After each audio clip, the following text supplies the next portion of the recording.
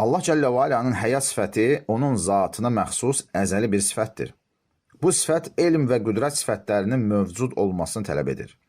Yəni, diri olmayan bir varlıqda nə elm, nə də qüdrət ola bilər. Və buna görə də deyilir ki, həyat elə bir sifətdir ki, onunla varlıq idrak qabiliyyətinə malik olur. Yəni, Allahın elm və qüdrət sahibi olması onun diri olmasını tələb edir. Çünki alim olmaq yalnız diri olan üçün mümkündür. Deməli, həyat sifəti elm üçün də şərtdir. Allah Cəllə və Alanın eşitmə və görmə sifətləri var. Bunlar da qədim və zatına məxsus olan sifətlərdir. Və bu sifətlərin mənaları barədə İmam Səffərini buyurur ki, eşitmə eşidilə bilən hər şeyi eşitməkdir. Görmək isə görülə bilən hər şeyi görməkdir. Və bu iki sifət elm sifətindən fərqlidir. Çünki bəzi alimlər eşitmə və görməni elm sifətinə qaytarmışlar. Lakin Həmbəli imamları qatında bu iki sifət Allah Cəllə və Alanın vücudi, zati sifətləridir. Və bu iki sifət elm sifətindən fərqlidir. Yəni, Allahın eşitməsi və görməsi sadəcə bilməsi demək deyil. Allah Cəllə və Alanın görmə sifəti Allahın zatına məxsus qədim bir sifətdir.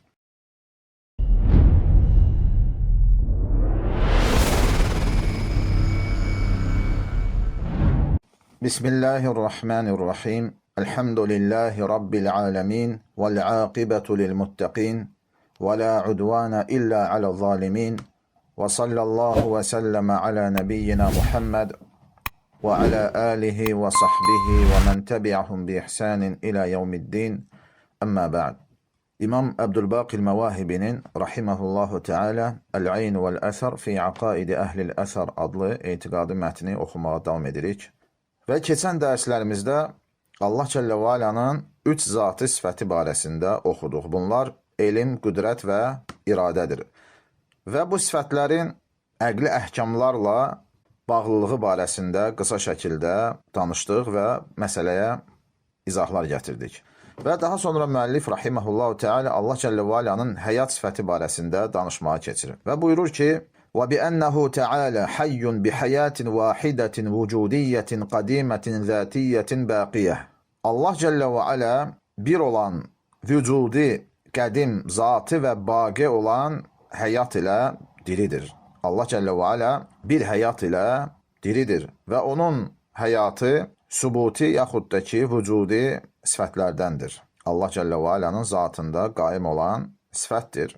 Və həmçinin bu sifəti də digər sifətləri kimi qədimdir, yəni əzəlidir və həmçinin baqidir, əbədidir. Yəni Allah Cəllə və Alanın bütün sifətləri əzəli və əbədidir, o cümlədən həyat sifəti də həmçinin. Və Allah Cəllə və Alanın həyatı onun zatına aid olan bir sifətdir. Və bu sifət elm və qüdrət sifətlərinin səhih olmasını tələb edir. Allahın həyatı ağıl sahiblərinin qəbul etdiyi kimi onun zatına uyğun olan bir həyatdır.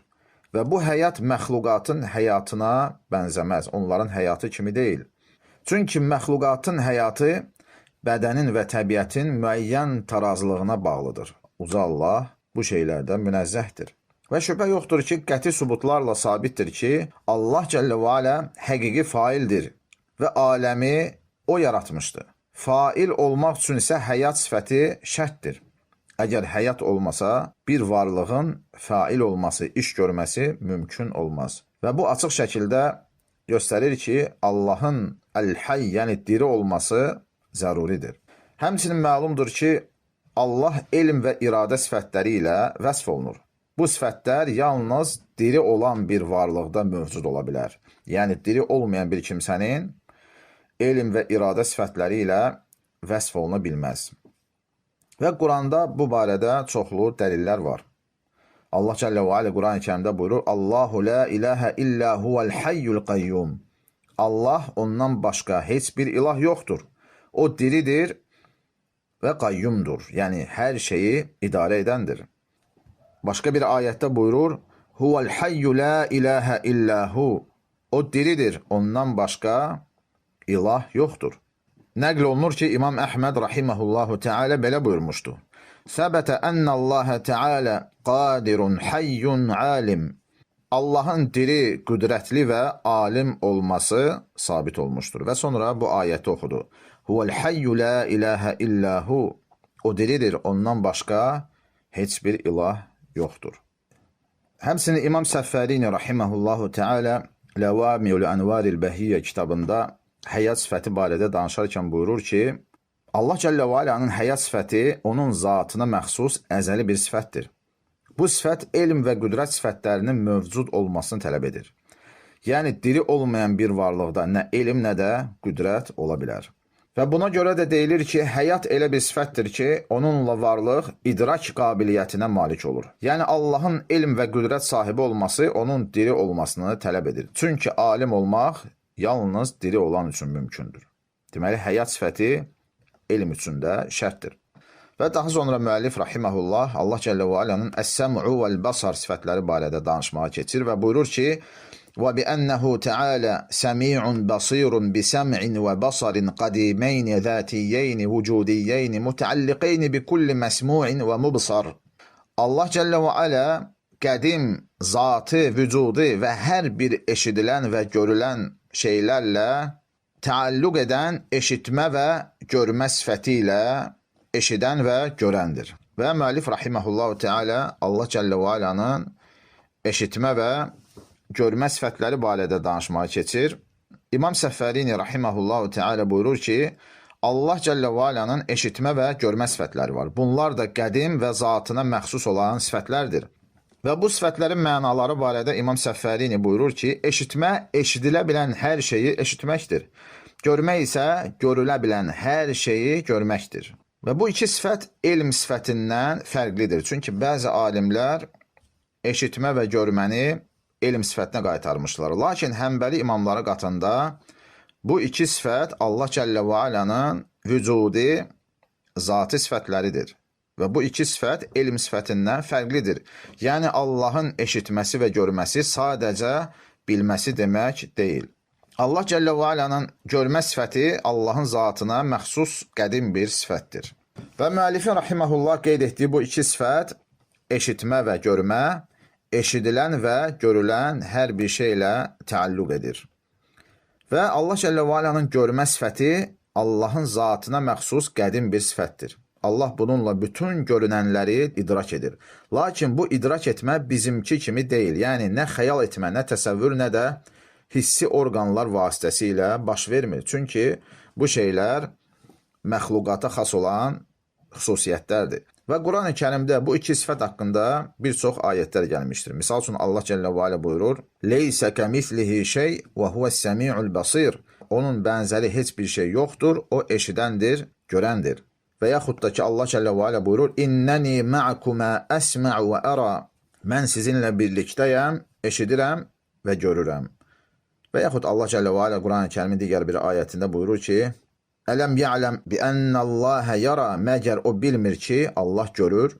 Və başqa bir ayətdə də Allah Cəllə və Alə buyurur, Vallahu yəsmə'u təhəvvurakumə. Həqiqətən Allah səninlə mübahisə edən qadının sözünü eşitdi. Və bu mövzuda ayətlər çoxdur. Və xülasə olaraq eşitmə və görmə sifətləri elm sifətinə əlavə olan iki sifətdir. Yəni bunların mənası sadəcə bilmək deyil, əksinə bu iki sifət ayrı sifətlərdir.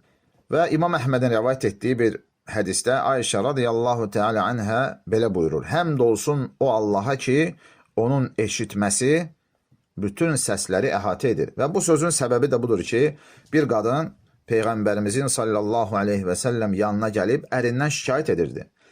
Və onların danışığı gizli idi. Amma Allah Cəllə və Alə bu barədə ayə nazil etdi. Sənə ərindən şikayət edən qadının sözünü Allah eşitdi. Və Allahın Cəllə və Alə eşitmə sifəti onun zatına layiq şəkildə bütün eşidilən şeylərə aiddir. Və bu məxluqatın eşitməsinə bənzəməz. Həmçinin Allahın görməsi də hər görünən şeyə aiddir. Yəni Allah həqiqi mənada eşidəndir və görəndir. Eşitmə ilə bütün səsləri eşidir, görmə ilə bütün görünənləri görür. Və bu iki sifət zatına məxsus və həqiqi vücudi sifətlərdir. Alimlərimiz İmam Əhmədin sözünə əsasən buyururlar ki, bu sifətlər mövcud olan hər şeyə aid edilir. İstər vacib, istər mümkün, istər maddi, istər qeyri-maddi, istər sadə, istər mürəkkəb olsun, bütün bu şeylərə aid edilir. Yəni bütün bu şeylərlə təalluq edir. Amma bu o demək deyil ki, eşitmə ilə görmə eyni şeydir. Əksinə, görmə bütün görünənlərlə təalluq edən bir sifətdir. Eşitmə isə bütün eşidilən səslərlə, bütün eşidilən şeylərlə təalluq edən bir sifətdir. Və müəllif rahimehullah Teala qısa şəkildə Allah Cəllə və Alanın həyat, eşitmə və görmə sifətləri barəsində danışır və daha sonra Allah Cəllə və Alanın digər zati sifəti olan kəlam sifəti barəsində danışmağa keçir. Və bu sifət barədə bir qədər ətraflı danışır. Çünki məhz Allah Cəllə və Alanın kəlam sifəti əhl-i sünnət müntəsibləri arasında fikir ayrılığına səbəb olmuşdur. Və növbəti dərsimizdə Allah Cəllə və Alanın kəlam sifəti barəsində və Həmbəli imamlarının Allahın kəlamı barədə etiqadı haqqında oxumağa keçəcək. Allah Cəllə və Alə bizi eşidib fayda götürən qullarından etsin. Və əxiru də'vana enilhamdülillahi rabbil aləmin.